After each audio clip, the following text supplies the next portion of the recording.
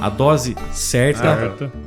no tempo certo, no local certo, do adubo certo. É isso aí. Fizemos todo o planejamento, fizemos tudo certinho. Faltou um A gente sabe se jogou certo, se jogou errado. Até hoje eu não sei. A gente vai ter aquele cara que passou por esse momento difícil e tá pronto para seguir caminho, para voltar a crescer, e aquele que passou, mas só se afundou mais. Né? Então eu tô vendo uma divisão muito clara em algumas situações assim. Você pode sair de uma fonte que você pagava 4, 5 mil reais a tonelada e para uma fonte de 800 reais a tonelada. Sim. Que vai funcionar melhor no seu solo. Show de bola. Acho que é isso. Dá pra crescer, 4C.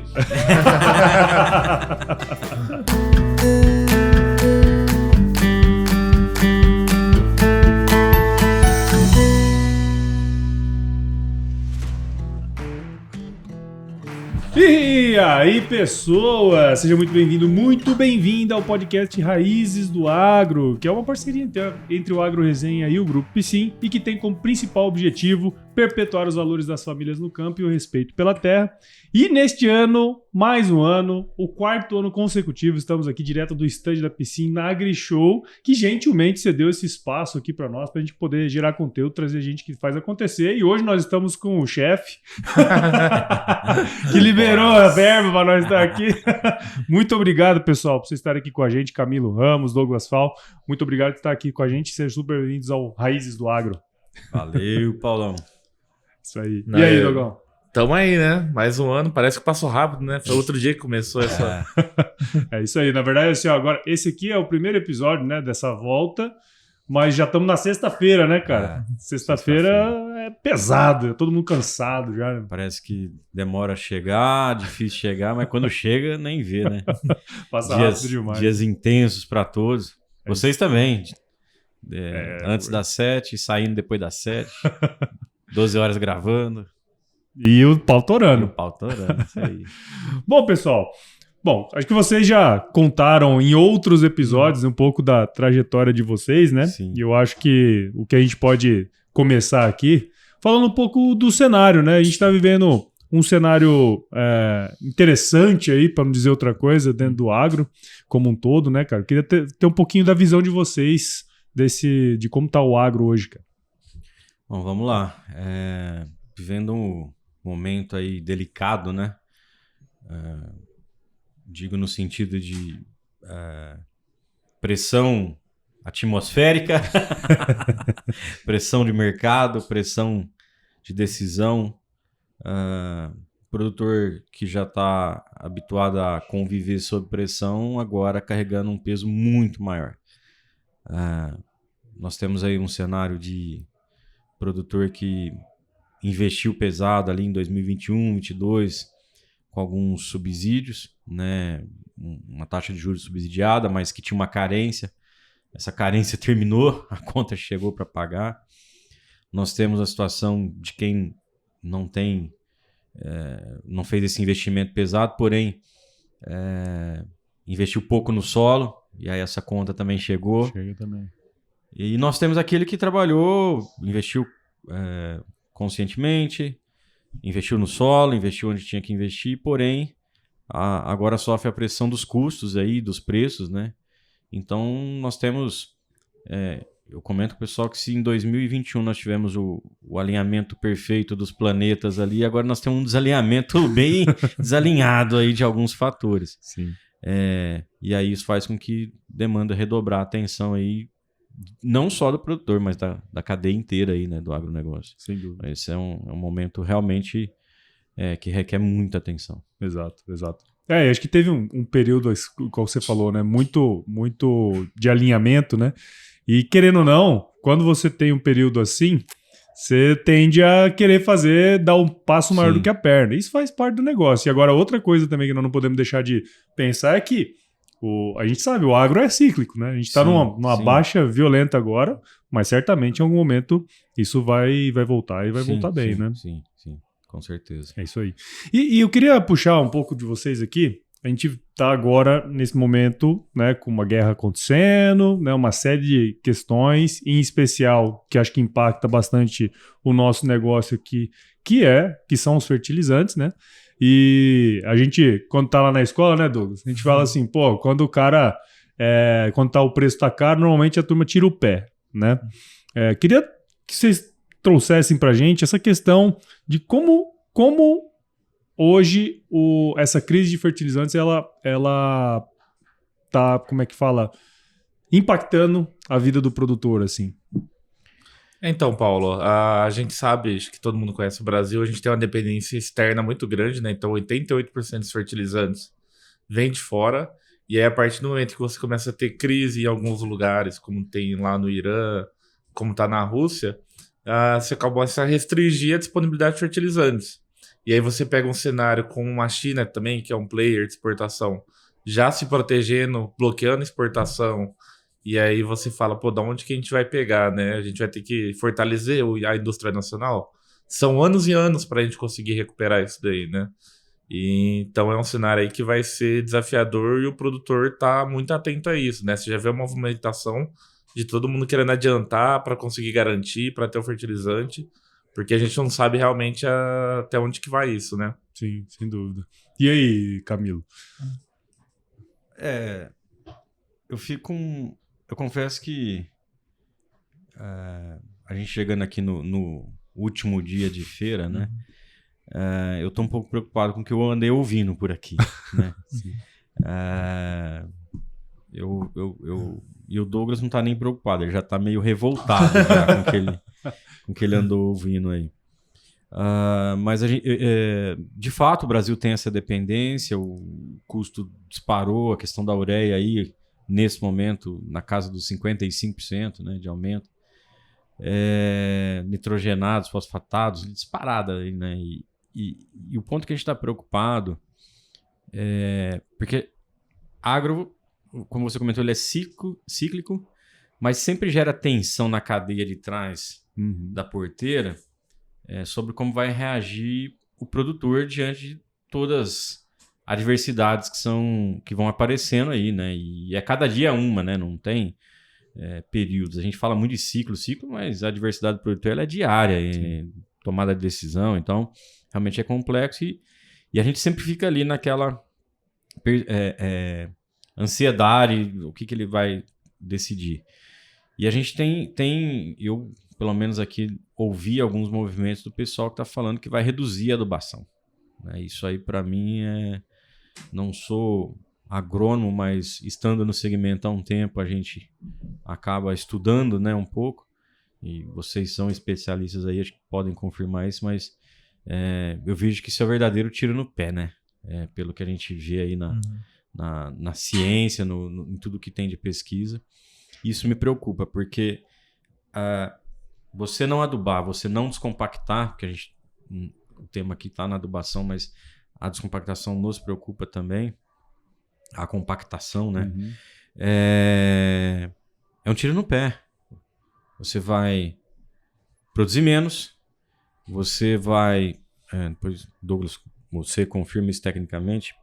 Depois você vai retomar alguns anos para recompor ali o que você deixou de colocar no solo, na planta.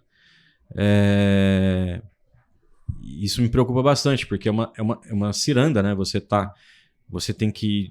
O produtor, assim como toda a cadeia, está olhando para possível receita, para possível despesa e uma margem apertadíssima, e que se você produzir menos, tem um peso muito mais alto do que você gastar menos, né? Depende, óbvio, muito da região, de como está o solo naquele momento. É difícil às vezes generalizar, mas isso a gente ouviu bastante aqui e está nos preocupando bastante. E eu acho que esse é um ponto que traz da parte técnica, assim, né, Douglas? Porque assim, beleza, tá essa situação, mas tem um ponto que muitas vezes, que é o ponto mais dolorido, muitas vezes, né, de você mexer internamente na maneira como você faz as coisas, né? E aí, nesse ponto, cara, o que dentro dessa instabilidade toda, o que a gente pode mudar ou melhorar na operação da fazenda para contornar esse problema, né? Porque acho que é o que a gente precisa hoje pensar mais localmente, assim, né? Exatamente, né? E não é porque a gente trabalha com uma empresa de preparo de solo que a gente está querendo vender o peixe, né? Quando você olha para todo esse cenário econômico e aí você vem para um cenário climático ali, onde a gente já teve em algumas regiões atraso na chuva no ano passado, chuva durante a colheita e agora previsão de seca para esse ano, a gente tem que tratar muito bem da parte do solo, né? A gente ter um ambiente ali que vai conseguir ajudar essa planta a se desenvolver e passar por esses intempéries, né? Então, por exemplo, quem tem um solo bem construído, trabalhado perfil e com correção de calagem, ele consegue aguentar mais tempo em um veranico, em qualquer situação ali que venha além. E também ele já tem uma capacidade maior de absorver nutrientes, que o sistema radicular está muito mais desenvolvido. Então, a gente entende que o solo ele vai ser um fator chave para esse ano, né? Quem tiver um solo bem tratado, bem construído, vai conseguir passar, mas aquele que não está olhando tão profundamente para o solo dele, todo investimento que ele fizer ali na parte superior da planta, ele pode estar perdendo, né? Sim, sim. Eu conversei essa semana com uma pessoa, né, que falou justamente isso. Falou assim, cara, hoje o produtor, as análises de 0 a 20, isso aí tá mais bem estruturado, né? 20 a 40 nem tanto, 40 a 60 muito menos, né? Isso aí é quase que é difícil até de imaginar, né? Quem faz esse tipo de análise. Então, quer dizer, se a gente não tem um perfil de solo bem construído, né, cara, assim, é muito mais difícil você passar por intempéries como essa. E aí a gente diminui a adubação sem critério, né? Porque eu acho que a questão o grande é o critério, né? Como que a gente vai diminuir isso? E mais do que isso, né? Se a gente não tem um solo bem estruturado, qualquer intempérie vai diminuir a produtividade. E ao diminuir a produtividade, você diminui consideravelmente a lucratividade, né, Camilo? Eu vejo, né? Eu trago pro nosso lado também da indústria, né? O cenário não é diferente. Os custos estão mais altos, a receita está caindo. Não é diferente do cenário do produtor. Mas é bem isso. Eu saio lá fazendo redução aleatória sem critério, como você disse. Eu acho que é o grande lance. E aí vem o mercado e qualquer sinal de retomada, eu não estou pronto para isso. Cara, é complicado isso, né? E com o produtor a lógica não é a diferença. E acho que você foi direto no ponto, não é? O problema não é falar de você não tem que reduzir, mas reduzir com critério. Exato. Entender bem como está o solo.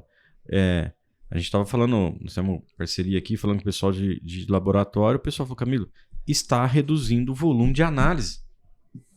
Ou seja, não faz sentido, deveria estar aumentando. Agora que é o momento. Agora não é a hora de reduzir. Deveria estar aumentando. E está reduzindo o volume de análise. Ou seja, é uma economia com a análise do solo. Então, essa sim é uma situação onde vai ter uma redução, muito provavelmente uma redução sem critério. Exatamente. Acho que esse, né? Pô, se o cara não tá fazendo. Ele provavelmente deve ter análise de anos anteriores, né? Se ele não faz análise agora, não tem a fotografia do momento, né, cara? Como que ele vai fazer, mesmo com critério? Se ele tiver algum critério, é mais difícil, né, Douglas? Não tem como, né, cara? Não, exatamente, né? Quando a gente começa a olhar para o solo, quanto mais conhecimento a gente tem desse solo, quanto mais a gente consegue ter um diagnóstico dele, melhor a gente consegue ter resultado, não só falando em adubação, falando em outras práticas ali também, que o solo vai estar interferindo, né? Então, o conhecimento, quanto mais profundo você conhecer o solo, mais diferencial você tem. Exato. E dentro desse assunto, Douglas, quando a gente está falando de sistema de produção, sistema sob o solo, né, cara? Onde que hoje o produtor mais erra nessa fase de correção e preparo, assim, que você percebe ao longo do Brasil? Isso, lógico, a gente não pode generalizar, né? Mas a gente sabe que os solos brasileiros são naturalmente ácidos, então eles têm alguns solos com característica de acidificar muito fácil. E quando o produtor não está com uma correção de pH bem corrigida, às vezes ele faz achando que fez 1 ano, pode ficar 2, 3 anos sem fazer ali, ele literalmente está reduzindo a capacidade da planta dele absorver nutrientes, né? Então, tem aquela curvinha bem famosa de disponibilidade de nutrientes conforme pH. Se ele está uma faixa que seja um pouco abaixo disso daí, ele está perdendo 25% do adubo que ele jogou. Ou seja, o adubo já está caro. Sim. Ele está pagando mais caro no adubo. Ele está aplicando e 25% está indo embora porque o solo dele não está numa faixa um pouquinho assim, um pouco mais adequada para disponibilidade de nutrientes, né? Esse é um ponto muito importante. E a compactação, por mais que já seja de conhecimento geral, todo mundo sabe do impacto, ainda continua sendo um problema em muitas terras do Brasil, né? De pastagem até culturas mais tecnificadas, né? A compactação ali também, por uma característica natural dos nossos solos, que tendem, ela sempre está ali e também limitando muito a produtividade e o desenvolvimento da planta, né? Então, na minha visão, não adianta a gente tentar jogar mais adubo, colocar mais tecnologia, se você não tem a base ali, né? O pilar principal, que é o solo. Uhum. E o Camilo, dentro desse aspecto que o Douglas trouxe, cara, o que mais impacta no negócio, assim, pensando globalmente esse aspecto em específico, assim, como que isso impacta o negócio do produtor, enfim?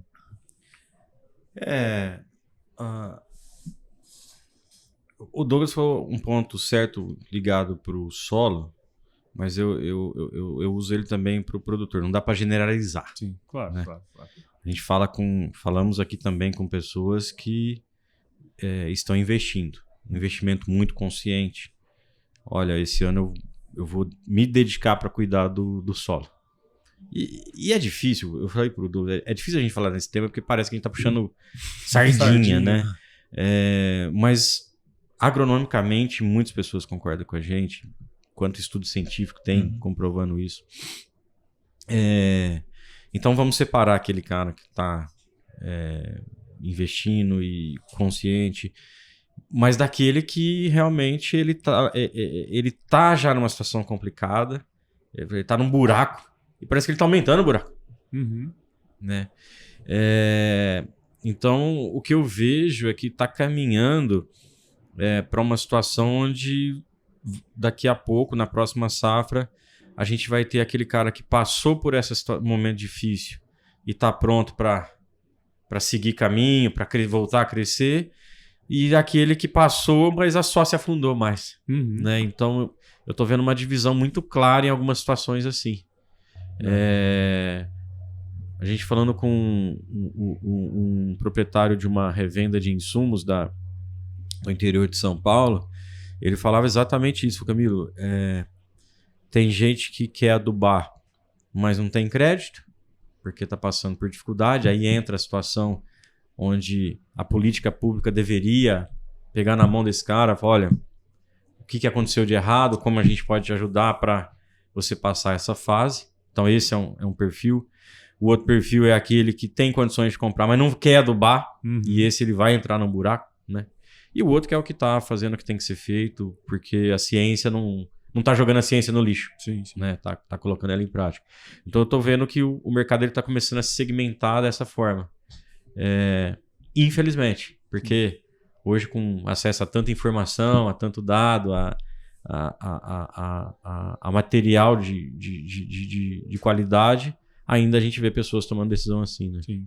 E você trouxe acho que até a gente conversava outro dia aqui durante a semana sobre isso, né? Assim, tem muito produtor que se preparou para esse momento. Sim, né? tem. E eu acho que esse é o cara que daqui a pouco vai fazer tudo que precisa ser feito, porque quando o negócio voltar, ele vai estar preparado. Então, olha só que interessante isso, né? A gestão do cara é tão boa, né? Eu acho que a gente tem que lutar cada vez mais para que o produtor faça uma boa gestão do seu negócio, porque vai chegar momentos ruins como nós estamos agora. E aí é o momento de você investir. Eu trabalhei numa empresa que falava exatamente isso. Quando o negócio está ruim, é a hora que você tem que investir. Porque a hora que ele subir, você vai aproveitar a onda e vai estar muito melhor do que os outros. Né? Acho que é mais ou menos esse aspecto, né, cara? Tem quem vai conseguir aproveitar a retomada, porque ela tem que existir. Exato, ela vai existir. Ela vai existir. Não tenho dúvida então, de que ela vai existir. Tem quem vai usar a retomada para crescer e tem quem vai usar a retomada para tentar sair do buraco. Sim. Esse é o momento que separa quem é quem. Exato. E volto a dizer, né, com todo respeito a quem está no campo, porque de fato a gente tem que diferenciar. Às vezes não tem situações que a gente sabe que a pessoa, o produtor, ele está em dificuldade, ele fez o que tinha que fazer, mas aconteceu uma catástrofe ali. E cara, só Deus para ajudar ele agora, ter força e não desanimar. Mas tem aquele que ele cavou o buraco, ele entrou e ele tá afundando mais. Então, a gente, obviamente, tem que separar aí, né? Claro. E a nossa mensagem aqui, ela vai no intuito de aquele que tá num buraco tentando se afundar mais, de repente despertar, né? E falar, opa, será que eu não sou esse e tô errado? Sim. É sempre com esse intuito, né, que a gente comunica. Sim. Você, principalmente, né? Sem dúvida. E, ô Douglas, a gente falou agora há pouco sobre os critérios que a gente tem, não só para o sistema de produção, mas para adubação, enfim, para uma série de coisas que a gente vai fazer em preparo de solo, enfim, né? Dentro desse aspecto, cara, e a gente sabe que a gente tem bastante tecnologia voltado para a gente fazer isso de uma melhor maneira, né? Porque até 15 anos atrás, a gente colocava ali, a dose era 200 quilos por hectare, e a gente jogava 200 quilos por hectare. A gente pouco olhava para aptidão, né? Porque isso não existia os mapas coloridinhos ainda, né? Como que a gente pode fazer esse trabalho com mais critério? Sim, hoje já tem tecnologias que ajudam muito isso daí, né? Uma tecnologia que trabalha a parte de aptidão dos solos ali, analisando parte de mineralogia e classificando, né? Dando qualidade no tipo de argila que você tem ali. Você consegue pensar num posicionamento de fontes, né? Principalmente dentro de um cenário atual que tá faltando às vezes fertilizante, ele vai ter que buscar fontes alternativas para ele aplicar.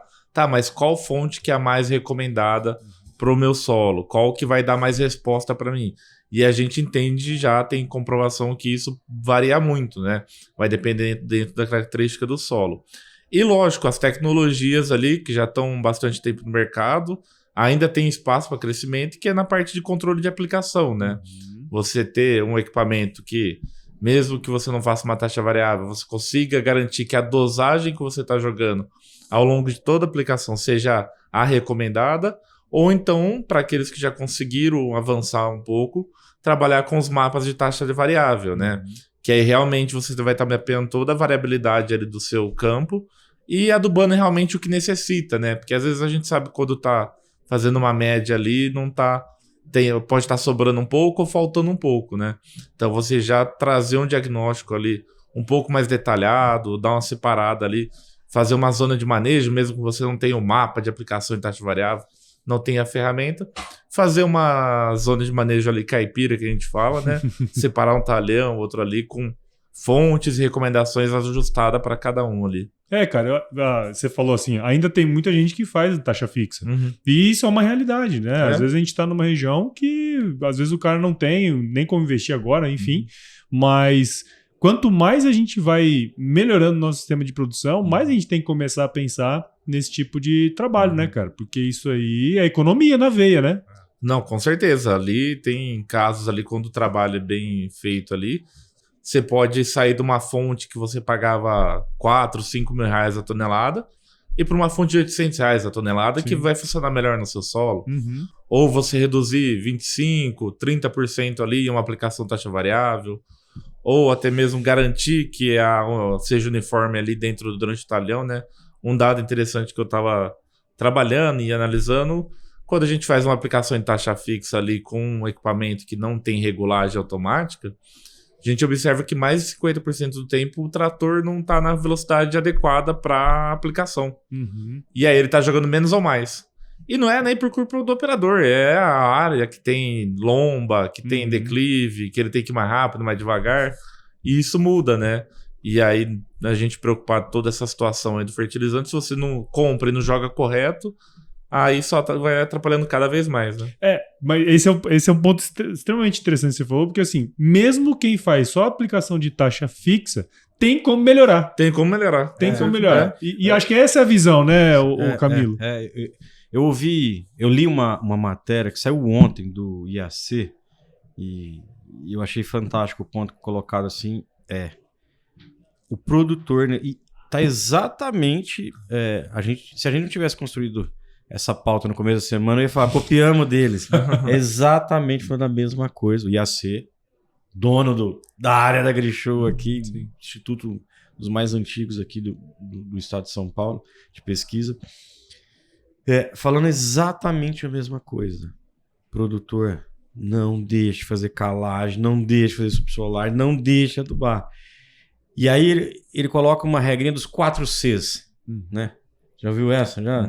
Acho que Regrinha não. do 4C. A dose certa, Certa.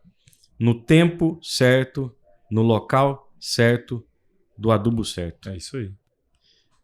Então, assim, se vai ser com taxa variável, taxa fixa, mas faça os 4 Cs da melhor forma possível. Faz a análise de solo, entende? Discute com o agrônomo, discute com a loja de insumo que tem, o técnico lá. Segue esses 4 pilares, né? Não existe ali o 4CM menos. Sim. Não é isso. É eficiente, né? Então, se é com taxa fixa, ok. Taxa variável, melhor ainda.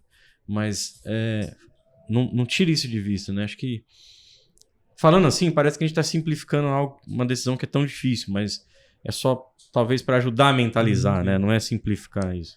Não, mas assim, cara, não sei se é tão difícil, porque o lance se a gente tem, quem tem uma mentalidade de crescimento, né, de olhar para o que ele está fazendo, porque às vezes a gente está inserido num lugar e a gente não consegue enxergar um outro lugar, né? E acho que vocês, tanto as revendas que vocês trabalham, eles têm uma certa vantagem, porque eles conhecem várias realidades.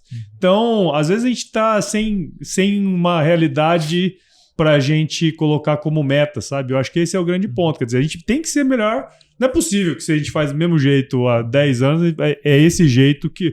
Pô, um monte de coisa mudou nesse meio do caminho, né, cara? Então, a gente tem potencialidades e coisas para melhorar, né? Não tem jeito. Sim.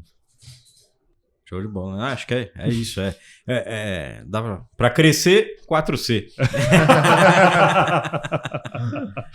Cara, e a gente tava ontem conversando, até a gente fez umas gravações aqui, né, de alguns equipamentos. Tem mais uns ali pra gente fazer. E eu tava dando uma olhada no material de vocês, né? Vocês colocam ali o canivete suíço. Né? Canivete suíço. Explica pra gente um pouco Invenção do Douglas. Explica pra gente um pouco desse conceito aí, Douglas, e como que isso pode ajudar lá no dia a dia, cara. E esse é algo que a gente já tem como característica inicial do nosso equipamento, né? Principalmente para distribuição de fertilizantes ali, que é o nosso canivete suíço que eu falo. A gente tem uma patente sobre a nossa esteira, então só a gente consegue fazer isso no nível que a gente faz, que é você conseguir trabalhar qualquer tipo de produto na aplicação. Então, a gente conhece como que funciona o restante do mercado. Tem alguns que vão funcionar melhor para químicos, outros vão funcionar melhor para calcário, outro vai funcionar para um orgânico. E a gente, por ter todo esse desenvolvimento dessa máquina em volta da nossa esteira, que permite tracionar e aplicar com qualidade todos esses produtos, a gente fala que o nosso distribuidor ele é a parte estratégica da fazenda. Porque qualquer que seja a fonte que ele tenha que aplicar, a gente vai garantir os 4C. Todo pensando em rendimento operacional, na qualidade de aplicação, na distribuição, na dose. Então, tudo que você precisa ali no nosso equipamento a gente consegue aplicar. Independente do que vai acontecer ano que vem ou daqui 2 anos, que a gente sabe que ele não compra equipamento para usar 1 ano, né? A gente vai conseguir atender, porque a gente vem trabalhando nosso equipamento para ser esse realmente canivete suíço aí, que consegue fazer todas as funções ali que ele precisa na hora de aplicação de sólidos. Sim. E como que funciona na prática? Tipo assim, você não precisa fazer nada. Dependendo do produto, você faz algum tipo de regulagem. Como é que funciona na prática? Vai ser mais configuração ali, né? A gente tem suplementos que a gente chama, né? Então a gente tem bicas direcionadoras para calcário, bica direcionadora para químico, bica direcionadora para orgânico, que é 2 parafusos que ele troca ali e ele já troca direcionamento. A gente trabalha também com o padrão de esteira de 80, mas que ela vira 40, né? Então aí dependendo do volume que você aplicar, você pode ter um equipamento que tem 40 centímetros de esteira ou um de 80. Então tudo isso daí facilita na hora de você montar a configuração para o produto que você aplicar. E é um ponto-chave, né? É o ponto que, se for pensar em variações ali de produto, a gente tem uma configuração que vai ficar melhor para cada produto, que vai dar a eficiência que você precisa para ter qualidade. Exato. E entra no ponto que a gente estava falando, né, cara? De como que a gente melhora a eficiência. Eu já trabalhei em fazenda que tinha um distribuidor para calcário e fertilizante sólido, e tinha outro tipo de equipamento para distribuir esterco, enfim, qualquer outra coisa que é orgânico, né? Então, isso quer dizer, se você tem várias funcionalidades em um equipamento só, isso ajuda demais na operação da fazenda, né, cara? Sim, sim. Eu vou além, né? Hoje, pensando nessa questão do posicionamento, tomar decisão não é fácil, né? Mas a gente está prestes a confirmar aí um El Ninho ali para pegar um período de plantio de várias regiões aí, ou seja, tem um risco de atraso no plantio em algumas regiões, risco de chuva em excesso em outras regiões aí. A situação que a gente já falou aqui do custo do insumo, dos adubos, né? Se o produtor que, de alguma forma, o consultor que vai ouvir essa mensagem, fala, cara, não sei por onde começar, procura qualquer pessoa, que a gente tem um pacote, o canivete suíço ele não está numa máquina, ele está no pacote de solução. Então a gente tem desde a ferramenta que vai ajudar ele a tomar a melhor decisão de fonte de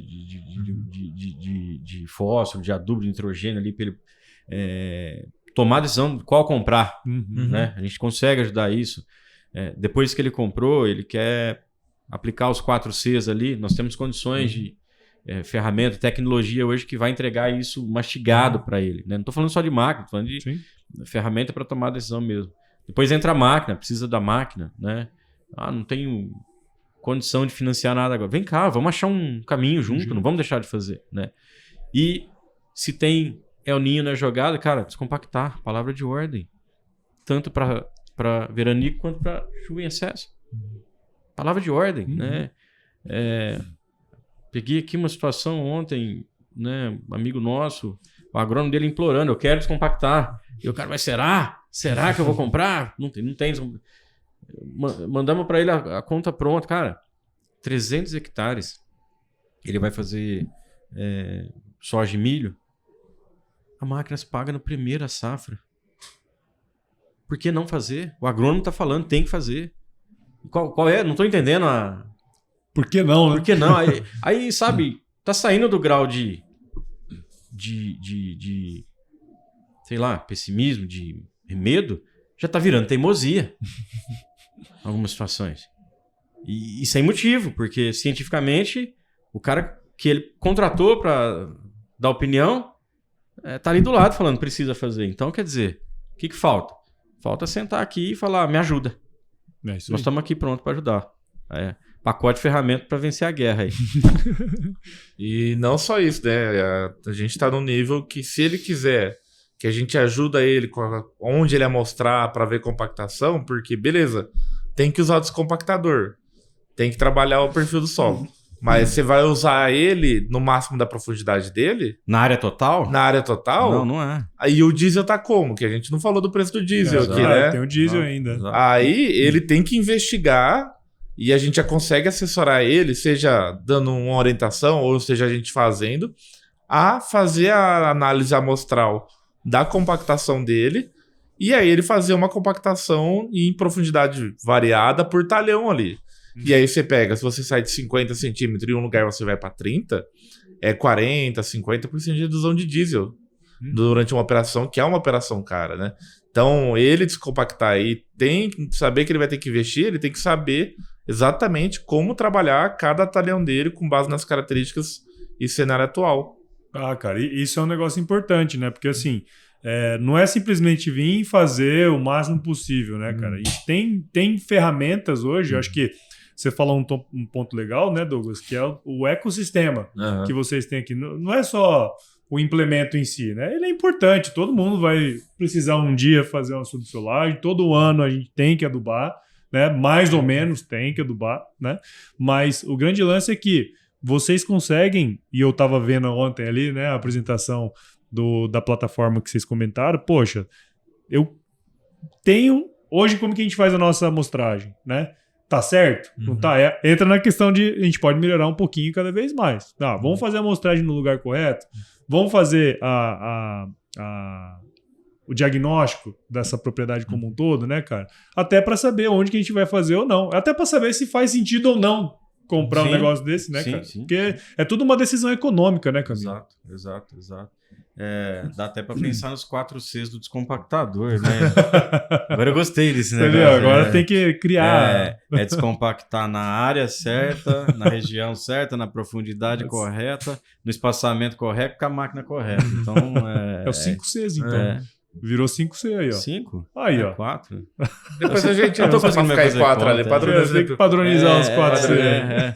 É que sexta-feira minha cabeça não tá entrando mais nada e pra sair tá meio entupido.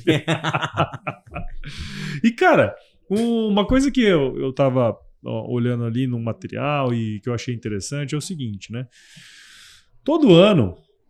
E eu já fiz planejamento de safra, né? E isso é um negócio legal, porque eu fiquei me lembrando como é que era ali, né? A gente, antes da safra, a gente já sabe qual variedade, né? Quais produtos a gente vai ter que comprar para atingir aquela produtividade que a gente está fazendo, porque plantar uma semente no chão nada mais é do que cuidar para ela perder o mínimo possível, né? Porque ela vai perder. Né? Isso é fato. A gente tem ali um planejamento de máquinas, né? O parque de máquinas, o que a gente vai ter, o que a gente não vai ter.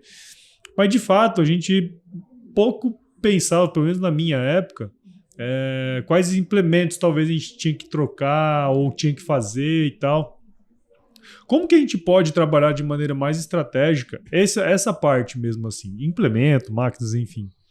Eu vou passar o Douglas a parte mais implemento, mas eu quero fazer um breve comentário antes. O produtor, que, por exemplo, hoje não tem uma área irrigada e uma área coberta, ele depende, obviamente, de fatores externos, né? Chuva, granizo, seja lá o que for acontecer ali, geada, né? Mas muitos parâmetros estão na mão dele, né? Então, como você disse, toda a questão do planejamento, análise de solo, qual perfil eu vou investir, né? E que tipo de investimento eu vou fazer em cada perfil ali do solo, como eu vou posicionar uma fonte de fósforo. A gente lançou aí um livro, né? Falando sobre isso, posicionamento de fonte de fósforo.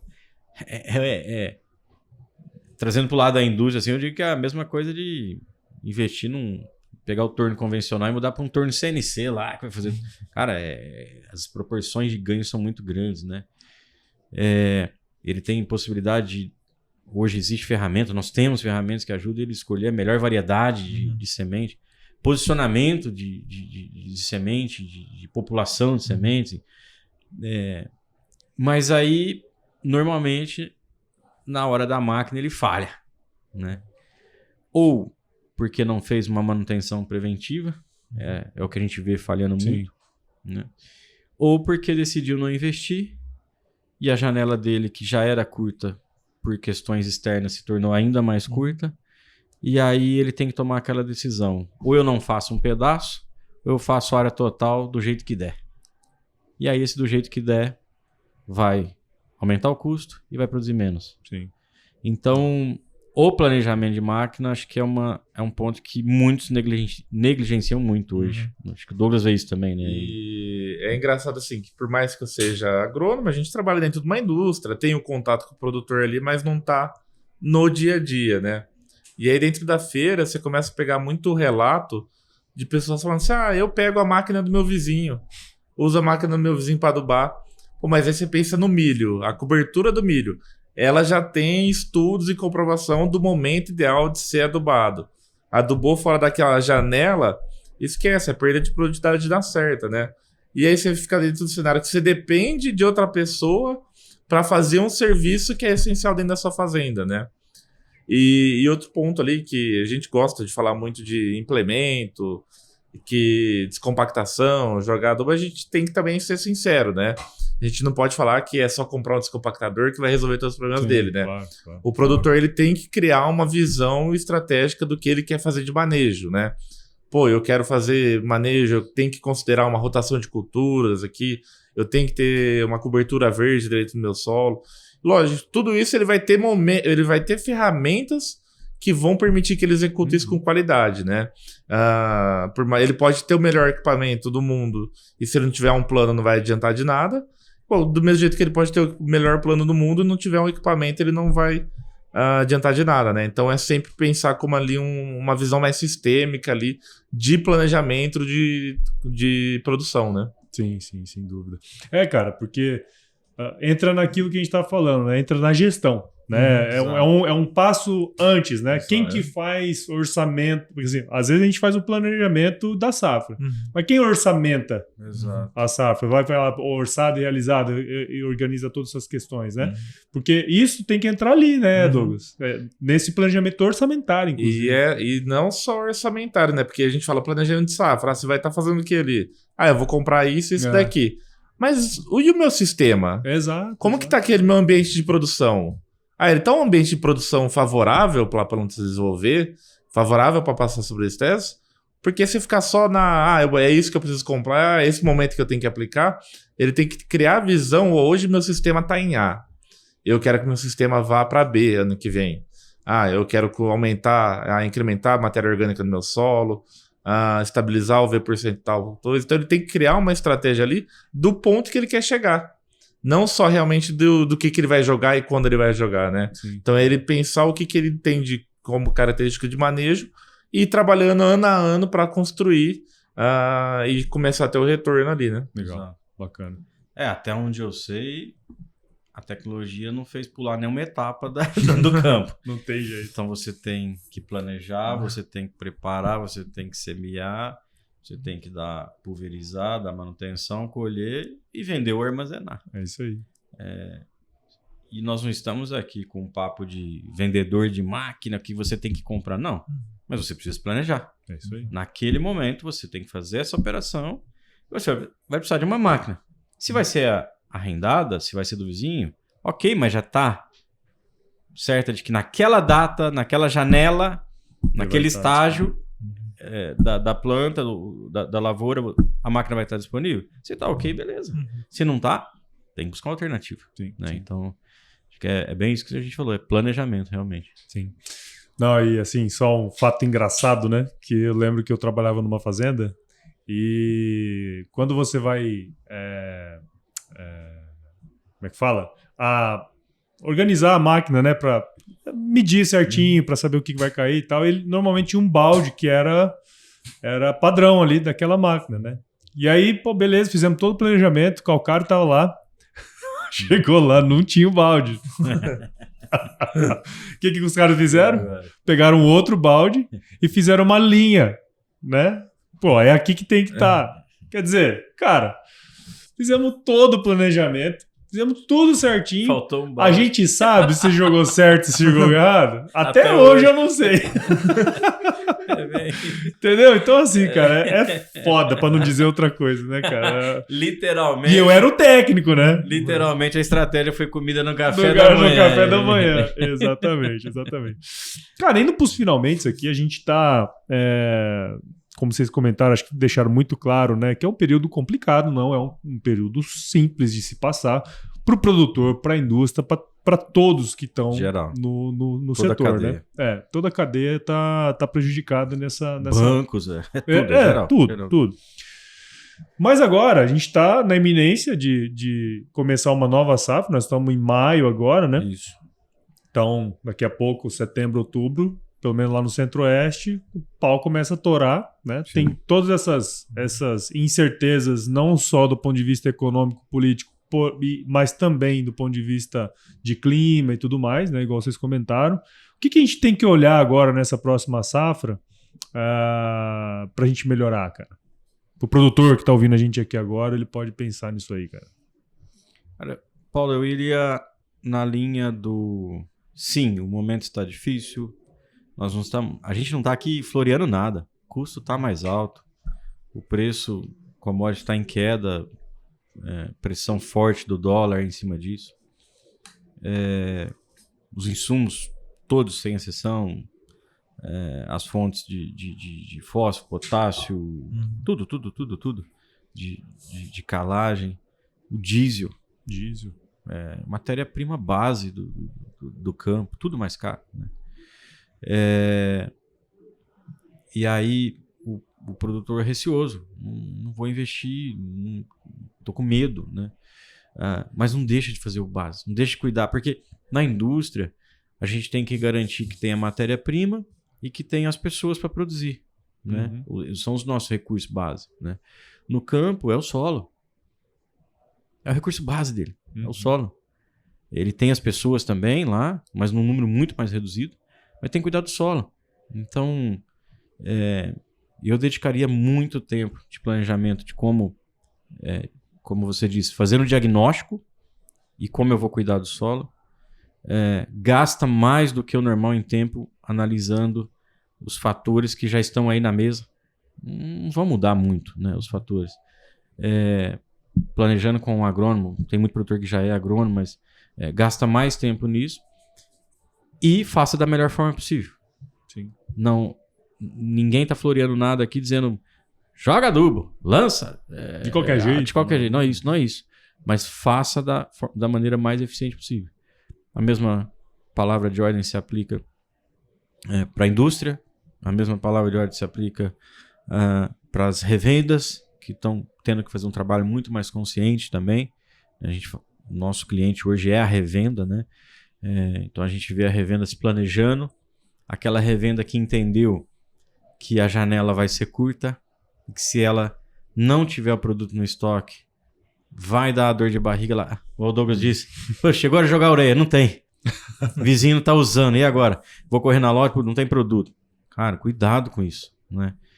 Tirar o pé não significa não investir, investir consciente, né? É isso aí. Também não é chegar aqui, eu vou me garantir, vou jogar tudo dentro do meu estoque. Não, estoque, se planeje consciente, sentar com a fábrica, como a gente pode dividir esse peso, né? Então, para a revenda tem uma tarefa de casa ali também, para a indústria não é diferente, a gente está exatamente fazendo a mesma coisa. Os bancos estão fazendo exatamente a mesma coisa. Falei com vários aqui, é a mesma coisa. Então, acho que a cadeia como um todo tem que se organizar planejando, dialogando e buscando a alternativa de fazer da melhor forma e mais eficiente. Boa. Legal. E aí, Douglas? Na minha visão, acho que o principal fator esse ano para o produtor vai ser ele ter uma autorreflexão e autoavaliação para entender hoje na minha fazenda qual que é o meu gargalo, o que está me limitando a ter uma rentabilidade maior. Não falar produção, eu gosto de falar rentabilidade. Então, ele vê, eu preciso ver como que está meu solo, ou seja, ele vai ter que gastar, ele vai ter que investir no diagnóstico, na análise, para identificar onde que está o gargalo dele. Seja um gargalo de solo ou seja um gargalo financeiro. Talvez ele tenha que buscar um especialista financeiro, alguma coisa, para que ajude ele a estruturar, para que ele consiga passar, né? Então, acho que o exercício que eles vão ter que fazer muito esse ano é identificar onde que ele vai ter o maior retorno, onde ele investir, né? Qual que vai ser o maior ROI dele ali. Se eu botar R$1 aqui, eu sei que pode voltar 2, 3 ali, que é mais certeiro. E hoje também a gente tem mais fácil ele entender, né? A partir do momento que ele encontrou o gargalo dele, ele consegue encontrar informação na internet, aí, conteúdo de qualidade, muita pessoa trabalhando, muita pesquisa, que ele consegue encontrar e ver, talvez seja esse daqui que eu precise ali, que vai me ajudar esse ano, né? Porque acredito que tenha muita opção para ele investir, né? Então ele vai ter que tomar uma decisão mais assertiva ali, né? De o que vai ter mais impacto para ele. Legal. Muito bom, pessoal. Obrigado aí mais uma vez, né? Mais um ano de AgriShow. Estamos finalizando hoje as gravações aqui, extremamente intenso, mas fiquei feliz de ver aqui como vocês estão conscientes, né, cara? Porque eu acho que esse é o grande ponto, assim. Tá ruim para todo mundo, mas existe a consciência de que, né, tem espaço para melhorar sempre. Não só lá fora, mas aqui dentro também, tá? Então, muito obrigado e parabéns aí pelo trabalho de vocês. Valeu, Paulão. Obrigado mais uma vez. Eu que agradeço, Paulo. Obrigadão. É isso aí, muito bom. Muito bom, pessoal. E para você que ouviu ou tá assistindo esse episódio... desculpa, cara. Deixa eu falar aqui antes. Onde que a gente pode encontrar o trabalho de vocês, né? Eu vou falar aqui da Psim, mas tem o de vocês dois aí, poxa.